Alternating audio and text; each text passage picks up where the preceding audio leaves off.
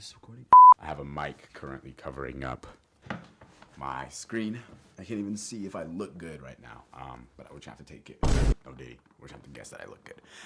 I've been doing sports photography for about 3 years, so here's a few tips that I wish I knew when I had first started. Tip number 1 is, I think, one of the most crucial tips, and that is to not compare yourself with other photographers. Sports photography is a very, very saturated field, and especially in the great year of 2024 when everybody's on social media and everybody wants a good photo of themselves. And I know it's a quote somewhere, I'm not sure where, comparison is the thief of joy, and that cannot be more true than in sports photography. It's really, really easy to compare your work with other people when we're all on our phone for several hours a day on social media, and we're always just fed more and more content. Stop. Don't do that. Now, no, it's not a problem to look at other people's work and get inspired or even just like their work, but it is a problem when you look at other people's work and you get discouraged because you think they're so much better than you. It's bad. Don't do that. Don't let that happen. Now, yes, it's easier said than done, and everybody's done it, including me, but it's definitely something to keep into consideration so you can try to prevent it. Now, my tip number 2 is to not buy all your gear brand new, and especially after you are just beginning as a sports photographer. Yes, it can be really, really tempting to buy a brand new camera or a brand new lens, but I would tell you not to do that because, one, you may get into this and then shortly after realize, oh, this isn't for me, or oh, I don't really like this as much as I thought I would. And then you are down $1,300 because you just bought a brand new camera body and a $2,000 lens. When I started sports photography, I started on a Canon Rebel 40D. That camera came out in like 2007. I didn't even have an SD card, so I couldn't plug it into my MacBook. I had to literally plug the camera into my like 2010 computer that I have in my family's office and plug it in with a cord, get the photos uploaded to a drive. It was a lot. I got it from my grandpa, actually. My brother had a basketball game one day, and I grabbed the camera, took a few photos, and I just fell in love with photography.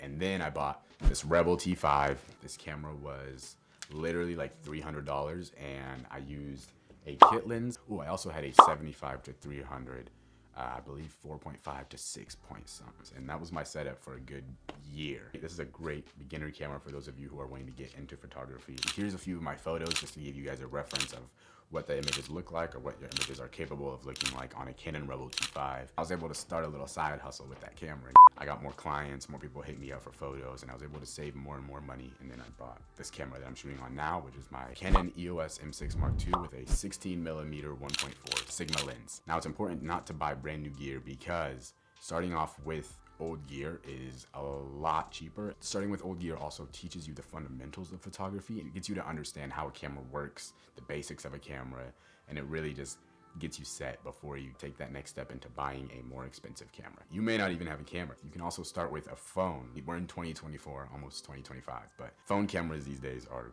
crazy powerful. The iPhone 15s can shoot RAW. That's crazy. I'm not sure about the 16, but I know the 15 does because I have the 15. And I've shot photos on my 15 before. This photo right here, I was taken on an iPhone 8. I took this photo about 4 years ago. You can literally start with the phones that you have in your pocket and the phone that you carry every single day. Now, my tip number 3 would be to keep shooting. Consistency is key, and consistency is what builds on to what you know. The more you shoot, the more you're gonna learn and retain new information about photography. The more you shoot, the more you're gonna meet new people who are gonna teach you new things. And the more you shoot, the better your photos are gonna get. You cannot pick up a camera and just expect to be the best at it. So I've been doing photography for several years, and I'm still not what I'm wanting to be. Me personally, sometimes I like to go on my Instagram and just scroll through my old photos and just really see, wow, I've really learned a lot about photography, and my photos have really come a long way. I still take photos now and think they're great, but I know in the future when I look back on it, I'm gonna think, why did I shoot in this aperture, or why did I shoot when I could have done it this way?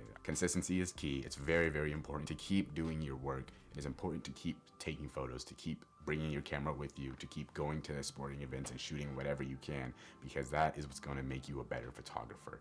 Not watching videos about photography, not writing notes about photography, not talking to other people about photography, but going out there and actually doing photography is what's going to make your photos look better. My 4th tip, this one's pretty important, is to build relationships with other local photographers, with other photographers online that you follow. It's also important to build a relationship with the clients that you do work with, because these relationships are what's going to help build a retaining connection between you and your client will come back to you for more photos because of the good relationship relationship that you two have. Now, if I'm an athlete and I need photos, I'm gonna hit up the photographer that I have a relationship with over the photographer that I don't even know. And that's what's gonna help you build retaining clients and get you more money and get you a better camera gear. You know what I'm saying? I'm trying to help put a little bit of money in your pockets. Now, my fifth and final tip for you guys is to post your work. Nobody's going to ask you to shoot their sporting event if they've never seen the work that you do. If you don't post your work, then how do you expect to get clients? Posting your work allows other people to see your portfolio and to see the photographs that you're able to take. That's why it's so important to post your work, whether that be Instagram, TikTok, YouTube, etc., whatever.